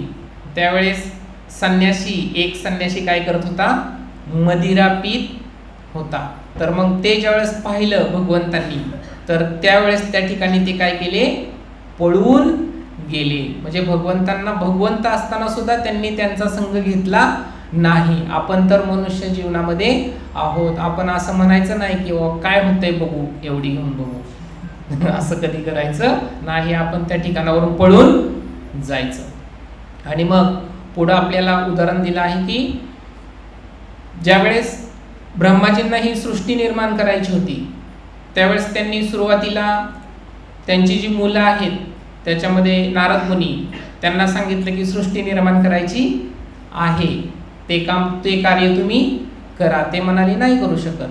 त्यानंतर ब्रह्माजींचे चतुष्कुमार त्यांना पण सांगितलं, ते पण म्हणाले नाही करू शकणार. आणि मग त्याच्यानंतर त्यांनी मनु आणि शत्रुपा या दोघांची ज्यावेळेस रचना केली, त्यांची ज्यावेळेस उत्पत्ती केली त्यावेळेस पुरुष स्वभाव आणि स्त्री स्वभाव म्हणजे प्रकृती आणि पुरुष यांच्या संयोगातून सृष्टी निर्माण होणार आहे. आणि त्यावेळेस तेव्हापासून ही सृष्टी निर्माण झाली. आणि ही जी आहे कामवासना ही आंधळी असते बघा. कशा आपण कसं या रूपातून या मोहातून वाचू आणि भगवंतांची भक्ती कशी करू याच्यावरती आपण नेहमी लक्ष दिलं पाहिजे. माझ्या इंद्रियावरती संतुष्टी केली पाहिजे आणि ती छान असली पाहिजे आणि त्यालाच आपण प्रेम म्हणून बसायचं, ही कल्पना चुकीची आहे. आपल्या इंद्रियांवरती आपण संतुष्टी करण्याचा प्रयत्न करतो. मला छान खायला पाहिजे, मला या भौतिक जगातल्या चांगल्या गोष्टी उपभोगायला पाहिजे, ही जी आपली इंद्रिय आसक्ती आहे ती आपण काय केली पाहिजे, संपविली पाहिजे. ती सहजासहजी संपणार नाही. अनेक जन्मातलं आपलं जे कर्म आहे ते संचित साठलेली जी बॅग आहे ती आपल्या पाठीवरती आहे आणि त्याचंच आपण काय करतो, इच्छा व्यक्त करतो. तर तसं न करता आपण काय केलं पाहिजे, भगवंतांची जर इंद्रिय संतुष्टी करण्याचा आपण प्रयत्न केला तर आपली इंद्रिय संतुष्टी आपोआप होणार आहे. आपण बऱ्याच ठिकाणी पाहतो की आकर्षण असतं मुलगा आणि मुलगीमध्ये दोघांमध्ये, तर ते प्रेम कधीही नसतं. एक अशीच घटना घडलेली आहे, घडतेही नेहमी, आपल्याही आयुष्यामध्ये घडून गेली असेल. एक मुलगा एस टीमध्ये चढतो, काही अंतर दूर गेल्यानंतर दुसऱ्या स्टॉपवरती एक सुंदर मुलगी एस टीमध्ये चढते आणि ती एस टी दरवाजातून वरती आल्यानंतर बसायला जागा नाही, एस टी फुल झाली. कॉलेजचं जीवन आपण आठवून बघितलं तर बघा, एस टी फुल असते, बसायला जागा नाही, उभे राहिलेला असतो आपण. ती मुलगी येऊन नेमकी त्याच्या पाठीमागे उभी राहते आणि तिची स्कूल बॅग त्याच्या पाटणीला घासते असं त्याला जाणवलं. आणि मग त्याला इतकं छान वाटायला लागलं की अरे वाह, इतकी सुंदर मुलगी आणि तिची स्कूल बॅग माझ्या पाठीला घासते. आणि मग त्याला इतकं भारी वाटायचं, एखादं वळण आलं, ब्रेक दाबला की घासायचं, की त्याला इतका आनंद व्हायचा की वाह किती छान, म्हणजे इतकी सुंदर मुलगी आणि मला तिचं काय होतंय, बॅगेच्या रूपाने का होईना स्पर्श होतोय. पण झालेलं असतं काय, ती जिथं उभा राहिलेली असते, एस टीतून चढल्यावर उभा राहिल्या तिथला जो बसलेला मुलगा असतो तो म्हणतो की तुम्ही लेडीज आहात, तुम्ही बसा, मी उभा राहतो. आणि त्याच्या पाठीमागं कोण उभा राहिलेलं असतं, मुलगा उभा राहिलेला असतो. म्हणजे आपण या भौतिक जगामध्ये थोड्याशा आनंदाने इतकं उत्साही होतो की त्याला काही प्रमाण राहत नाही. तर हे जे जग आहे ना, हे फसवं आहे एक प्रकारे. आपण या भौतिक बंधनामध्ये अडकून कसं पडू यासाठी मायादेवी नेहमी वाट पाहत असते. आणि मग त्या मायादेवीच्या तडाख्यातून वाचण्यासाठी आपण भगवंतांचा धावा करतो. हरे कृष्णा कृष्णा कृष्णा हरे हरे, हरे राम राम राम हरे हरे. हे भगवंता, तुमची मला सेवा द्या आणि मला काय करा, या सर्व रोगातून काय करा, वाचवा. कधी कधी आपण पाहतो की 6 पॅक्स पैलवानांचे असतात, त्यांच्या 6 पॅक बघून खूप आनंद होतो आपल्याला, आणि माझ्या पण कशा होतील याच्याकडे आपलं जास्त ओढ असतो. आणि मुलींनी तर 6 पॅक बघितल्यावर तर काय, त्या पण हुरळून जातात. असं म्हणायचं नाही की मुलंच मुलीकडे आकर्षित होतात, मुली पण मुलांकडे आकर्षित होतात, आणि त्याही स्वतःच्या या मनुष्य देहाचं काय करून घेतात, नुकसान करून घेतात. मग ही जी इंद्रिय तृप्ती आहे ती काय करेल, आपल्याला पुनरपी जननम पुनरपी मरणम या जन्म मृत्यूच्या चक्रामध्ये अडकून ठेवू शकते. यासाठी आणखीन एक उदाहरण आहे की कसायाच्या दारात एक बकरा असतो आणि मग त्या ठिकाणी एक बकरी येते छान. तो काय म्हणतो, अरे किती सुंदर बकरी आहे. आणि मग गवत खाता खाता त्याचं त्या बकरीकडे ध्यान, आणि मग इतका जीव त्या बकऱ्याचा त्या बकरीवरती जडतो की त्याचं खायचं सुद्धा विसरून जातं. आणि मग कसाही येतो आणि त्या बकरीला घेऊन जातो.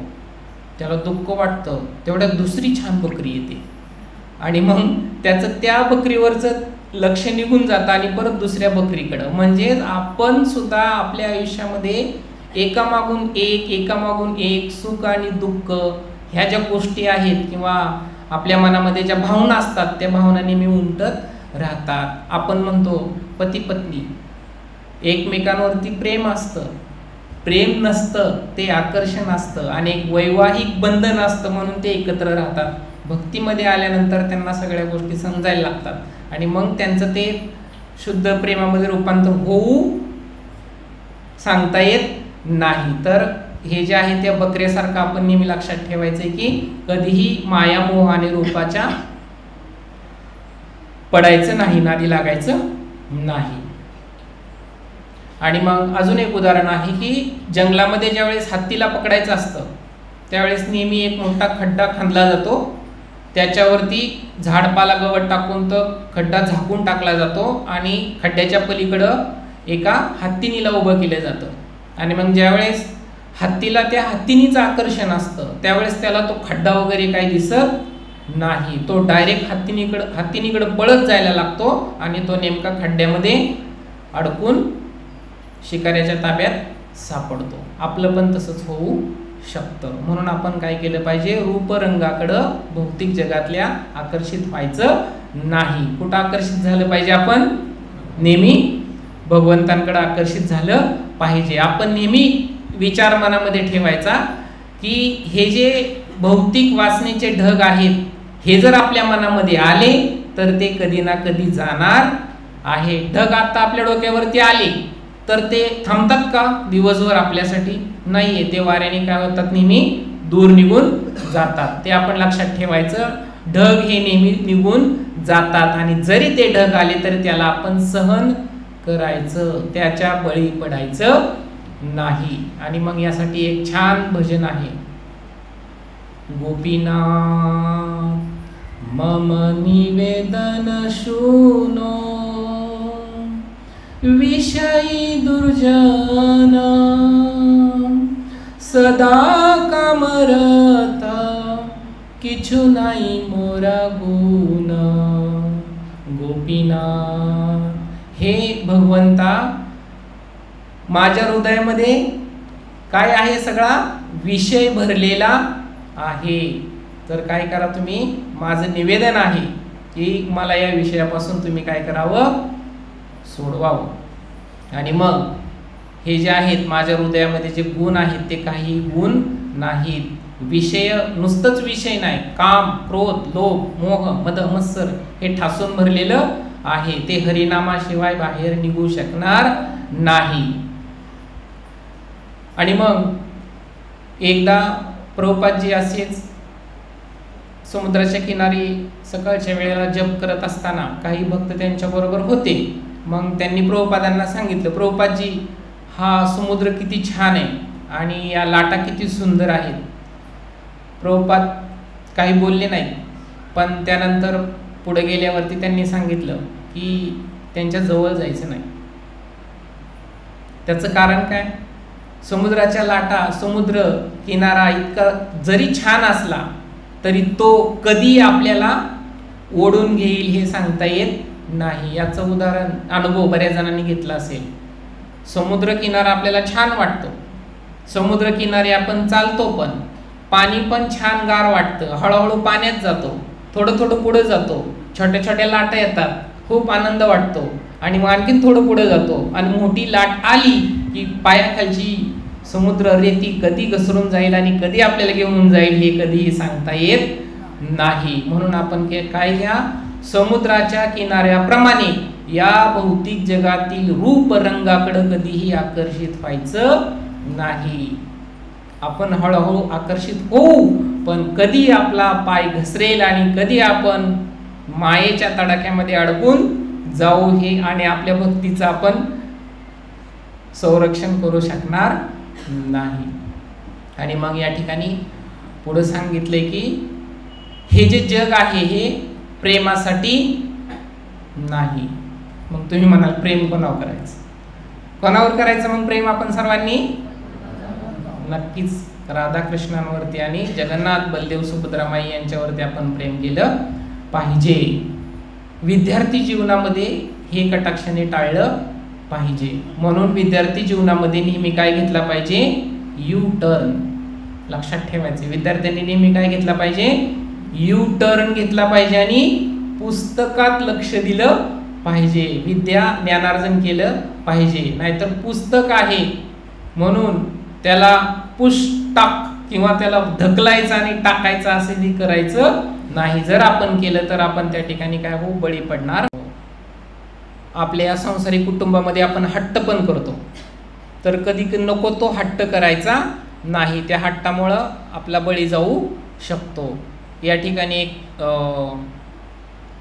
गोष्ट आहे, नको तो हट्ट कधी करू नये याचा. एक डॉक्टर असतात, इथं जर कोणी डॉक्टर असेल तर त्यांनी मनाव घेऊ नका. डॉक्टर हॉस्पिटलमध्ये असतात, घरून फोन येतो पत्नीचा की हॅलो, आज तुम्हाला माहिती आहे का काय आहे ते? तो म्हणतो काय? पण त्याच्या हातामध्ये पेशंट झोपवलेला असतो, त्याच्यामुळे इंजेक्शन पण असतं. इंजेक्शनमध्ये तो औषध घेतो आणि फोनवरती बोलत असतो. आणि मग ती म्हणते अहो आज माझा वाढदिवस आहे, माहीत नाही तुम्हाला? अरे हो आहे की वाढदिवस. आणि मग त्या पेशंटच्या सोबत आलेल्या व्यक्ती शेजारच्या बाकावरती पण झोपलेला असतो. आणि मग तिच्याशी बोलता बोलता आनंदाने तो इंजेक्शन भरतो आणि फोनमध्ये व्यस्त बोलण्याच्या नादामध्ये असा गरकन वळतो आणि पेशंटच्या जोडीदाराला तो इंजेक्शन देऊन टाकतो आणि मोठा गोंधळ त्याच्याकडून होतो. आणि मग घरी गेल्यानंतरची घटना, मग ती म्हणाली काय हो तुम्ही, माझ्यासाठी आज वाढदिवस आहे, काय आणलं? तो म्हणतो काय पाहिजे तुला? तू काय म्हणशील ते माग, मी तुला देऊन टाकतो. डॉक्टर आहेत म्हटल्यानंतर धन पैसा संपत्ती भरपूर आहे, तू गाडी माग, साड्या माग, काय दागिने मागशील, त्याशिवाय तू काय मागशील दुसरं? तुला काय पाहिजे ते माग, मी तुला देईन. ती म्हणते या जगातलं असं काही वाद्य मला आणून द्या की जे कोणीही वाजवलं नसेल. तो म्हणतो मृदंग. मंदिरात गेल्यावर तर मी पाहतेच की, मग ते नको. मग पेटी, हार्मोनियम नाही ते पण माहिती, तबला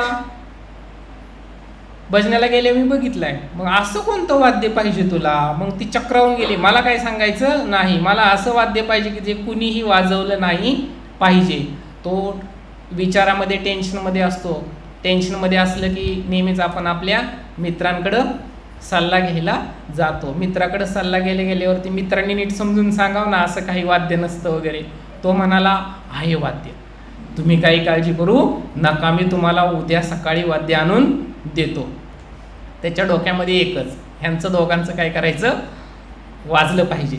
आणि मग तो काय करतो, कुंभाराकडे जातो, छान माठ घेतो आणि समोरच्या झाडावरचं चांगलं उपाशी असलेलं मोहवाळ त्या सगळ्या माश्या त्या माठामध्ये डांबतो आणि ते घट्ट बांधून टाकतो. आणि मग तो मित्राकडं नेऊन देतो आणि म्हणला की हे बघ, हे छान वाद्य आहे. अरे हे कसलं वाद्य आहे, वाजवून तर बघ कसं वाजवायचं.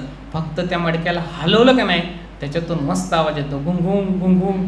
आणि मग हे वाद्य कुणीही वाजवलेलं आजपर्यंत कुणी वाजवलेलं नाही. त्या डॉक्टरला पण पटतं की आता माझी पत्नी खुश होणार, तिला वाढदिवसाची भेट मी देणार. ती वाढदिवसाची भेट घेऊन तो डॉक्टर घरी जातो आणि पत्नीला देतो. हे काय आणलंय मडकं? मडकं नाही, हे वाद्य कोणीही न वाजवलेलं. आणि ते कसं वाजतं? हातात घे. तिने हातात घेतलं, बघितलं मडकं आहे. मग हे कसं वाजणार? तो म्हणला फक्त हलवून बघ. तिने मडकं हलवलं की त्या माश्या बसलेल्या पडल्या आणि त्यातून आवाज आला घुंघुम घुंघुम घुंघुम. तिला इतका आनंद झाला की हे खरंच कोणी वाजवलेलं नाही. आणि मग ते वाद्य तिच्याकडं आले म्हटल्यानंतर शेजारच्या पण डॉक्टर, वकील, जर कोणी असेल तर माफ करा, त्यांच्या मिसेस आल्या बघायला की अरे किती छान वाद्य दिले तुझ्या पत्नीने तुला वाढदिवसाची भेट म्हणून. आणि मग हे कसं वाजतं छान. त्याच्यामध्ये काही पुरुष मंडळी पण आली. आणि मग वकिलाची पत्नी म्हणाली, अरे हे वाद्य इतकं छान आहे, इतकं छान वाजतंय, याच्यावरती मी लावणी म्हणणार, गवळण म्हणणार, असं त्यांचं चालू झालं. मग आपण म्हणायची म्हटल्यानंतर पुरुष मंडळींना बाहेर हाकलून द्यायचं. पुरुष मंडळींना सांगितलं की तुम्ही आता बाहेर जा, आम्ही या ठिकाणी काय म्हणणार आहोत, गवळण म्हणणार आहोत. आणि मग ते म्हणाले की कुणी आत नाही आलं पाहिजे म्हणून बाहेरून कडी लावून घ्या. आणि मग एका बहादरांनी कडी तर लावली, दुसऱ्यानी कुलूप पण लावलं किंवा कुणी आत जाऊ नये म्हणून. आणि मग आतमध्ये त्यांचा कार्यक्रम सुरू व्हायचा होता. मग वकिलाची मंडळी म्हणली, अरे हे इतकं छान वाद्य, ते हलवलं की त्याच्यातून घुंघुंग घुंघुंग आवाज येतोय. आणि मग त्याच्या आतमध्ये ते जर सोडलं तर ते आतलं किती मंजुळा आवाज येईल, असा त्यांचा विचार सुरू झाला. मग त्यांनी काय केलं, हात घालून ते वाद्य बाहेर काढण्याच्या अगोदर त्या सगळ्या माश्या बाहेर आल्या आणि सगळ्यांना चावून घेतलं. आणि मग प्रत्येकाचं तोंड असं त्या मडक्यापेक्षा सुद्धा मोठं झालं. आणि मग त्यांनी आगायो आगायो असं जरी ओरडायचा प्रयत्न केला तर बाहेरची मंडळी म्हणाली आत्ताशी सुरू झालंय. आणि मग त्यांनी काही लवकर दरवाजा उघडला नाही. मग त्यांनी ज्यावेळेस खूप आरडाओरडा केला त्यावेळेस दरवाजा उघडला गेला. आणि मग समोरून डॉक्टरची पत्नी आली तर ती म्हणतो, ए तू कसं काय आतमध्ये आली? म्हणजे त्यांनी तिला ओळखलं नाही. म्हणजे अशा प्रकारचा आपण या भौतिक जगामध्ये जो हट्ट करतो भलताच, तर तसा हट्ट आपण कधीही करायचा नाही कोणत्याच गोष्टीमध्ये.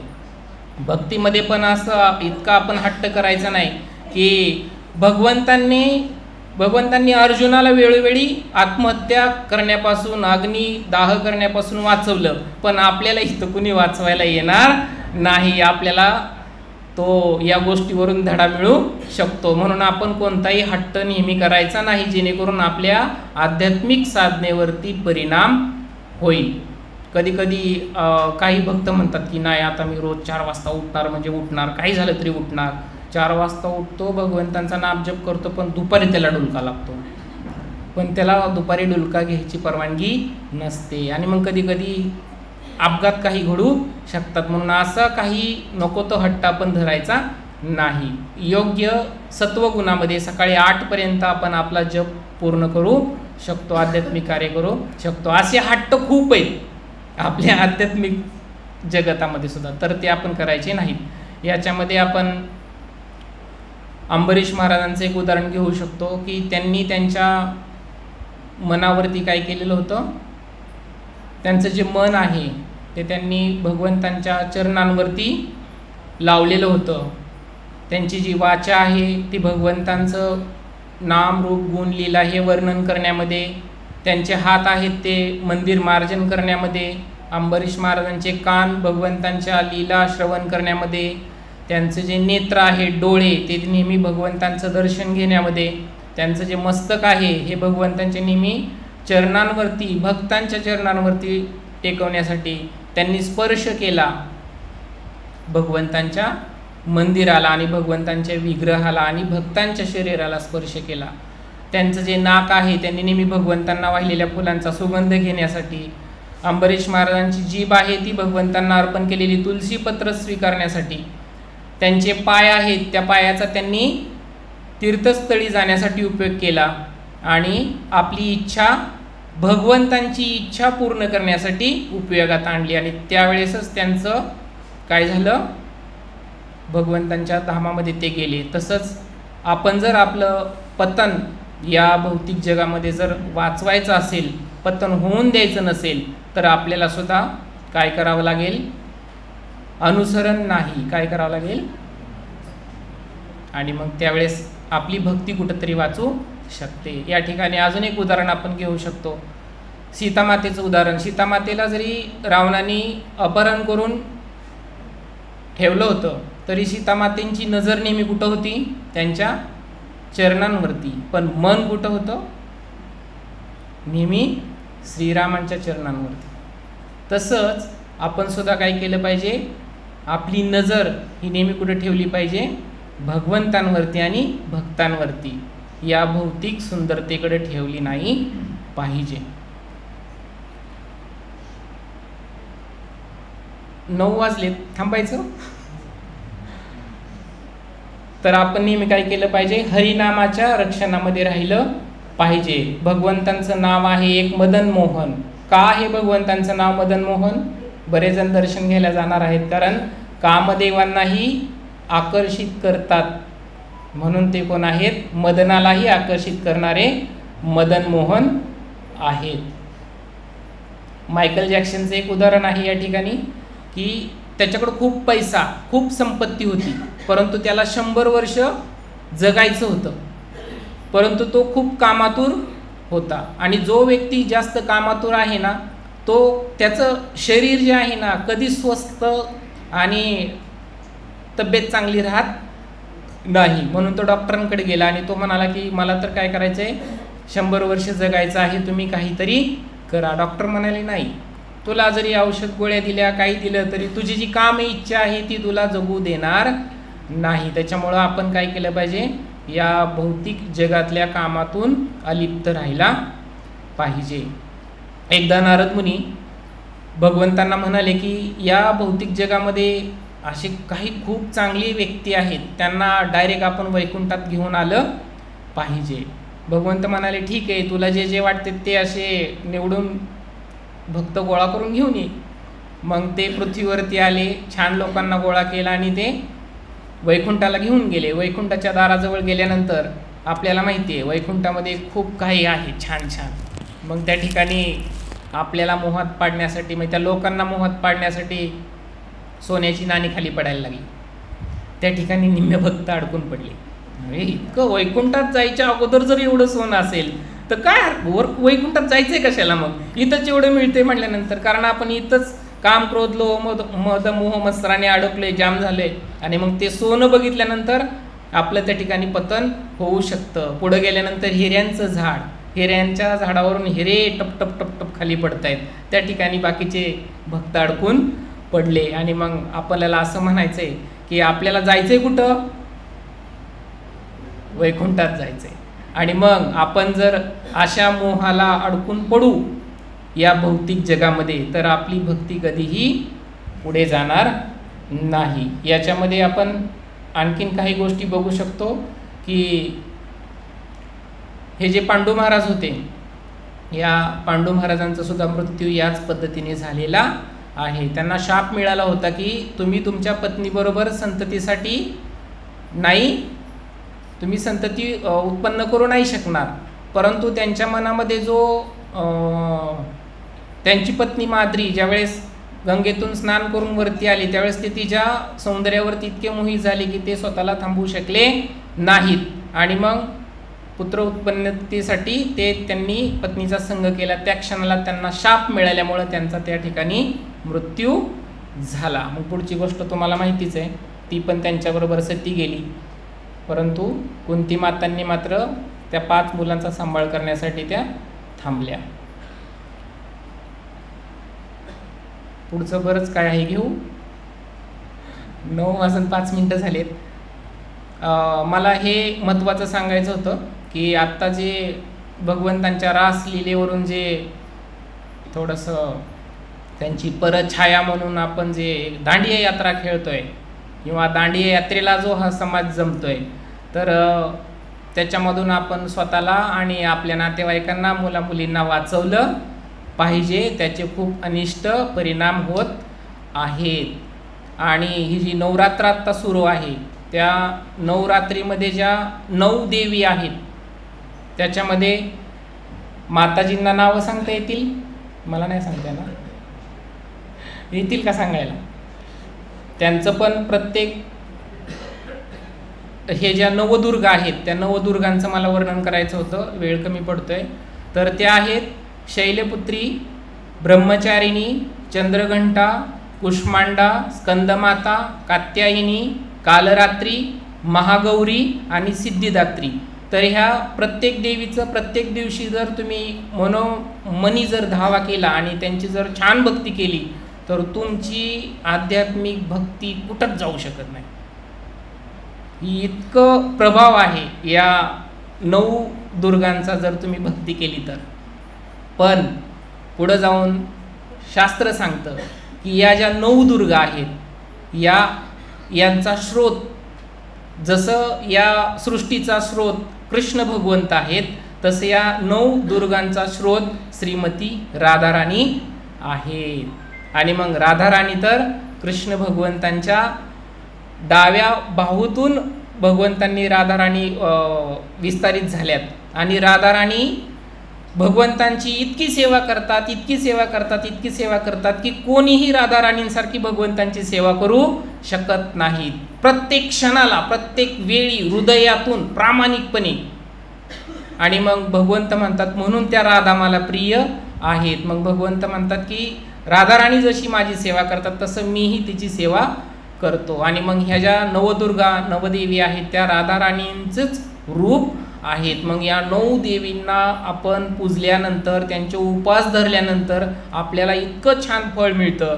तर मग श्रीमती राधाराणी आणि राधाकृष्णांची जर आपण प्रामाणिकपणे हृदयातून जर सेवा केली, तर आपल्याला किती फळ मिळेल. मला फक्त हेच सांगायचं होतं की आपण काय केली पाहिजे, राधाराणी आणि श्रीकृष्णांची, राधाराणींची तुम्ही सेवा करा, तुम्हाला नवदुर्गांचं फळ मिळून जाईल. चालेल. हरे कृष्ण. कोणाचा काही प्रश्न असेल तर माझ्या मतीनुसार उत्तर देण्याचा प्रयत्न करेन. हरे कृष्ण. का थांबायचं? तुम्ही नाही काय बोलला तर मी बोलतो. कारण हे जे अपराध होतात आपल्याकडून भक्तांप्रती, तर त्या अपराधांविषयी पण मला बोलायचं होतं की आपण अपराध नाही केले पाहिजेत. आणि जर कुणी आपल्याप्रती अपराध केला, तर कृष्ण भगवंतांनी शिशुपालाचे 99 वेळा अपराध कितीतरी वेळा माफ केले होते. मग आपल्या बाबतीत जर कोणा भक्तांकडून जर काय अपराध घडला, घरी असू द्या, आपल्या कुटुंबामध्ये किंवा आपल्या आध्यात्मिक कुटुंबामध्ये असू द्या, प्रभुपादांच्या परिवारामध्ये, जर आपल्याप्रती जर कोणी अपराध केला, तर आपण त्याला काय केलं पाहिजे? माफ केलं पाहिजे. भगवंत माफ करतात, तर आपण तर त्यांचीच मुलं आहोत ना, मग नक्कीच आपण सुद्धा त्यांना माफ केलं पाहिजे. आणि ज्याप्रती अपराध घडलाय त्याच्याप्रती आपण काय केली पाहिजे? माफी मागितली पाहिजे. जायचं आणि पटकन सॉरी असं नाही. जायचं त्या भक्तांजवळ आणि म्हणायचं की माझ्याकडून जो अपराध घडलाय तो घडायला नको हवा होता, तुम्ही मला खरंच हृदयातून माफ करा, असं बोललं पाहिजे. फक्त सॉरी म्हणायचं आणि तोंड फिरवायचं असं करायचं नाही. तर ते एक आपण लक्षात ठेवायचं आहे. आणि मग आणखीन एक महत्त्वाचं सांगितलं, तुम्ही एखादा प्रश्न एखाद्याच्या मनामध्ये असेल, नाही ना कोणाच्या मनामध्ये प्रश्न काही, आणखीन एखाद्या भक्ताच्या मनामध्ये प्रश्न असेल की मग ह्या नवदुर्गा आणि राधाराणी मग हे कसं शक्य आहे, तर तुम्ही ते युनिवर्सचं जे चित्र पाहिलं असेल ना, त्या युनिवर्सच्या चित्रावरून आपल्याला लक्षात येईल की राधा आणि कृष्ण गोलोक वृंदावनामध्ये आहेत आणि त्यांच्यापासूनच हा सगळा विस्तार होतो आहे की शिरोदायिक विष्णू, गर्भोदक्षाय विष्णू, महाविष्णू आणि त्यानंतर ह्या बाकीच्या देवी देवता प्रत्येक ब्रह्मांडामध्ये, आणि मग ह्या सगळ्या पूजा. म्हणून आपण काय केलं पाहिजे? भगवंतांची नेहमी काय केली पाहिजे? पूजा अर्चा आणि आपलं जप नामसाधना कधीही चुकवायची नाही. हरे कृष्ण.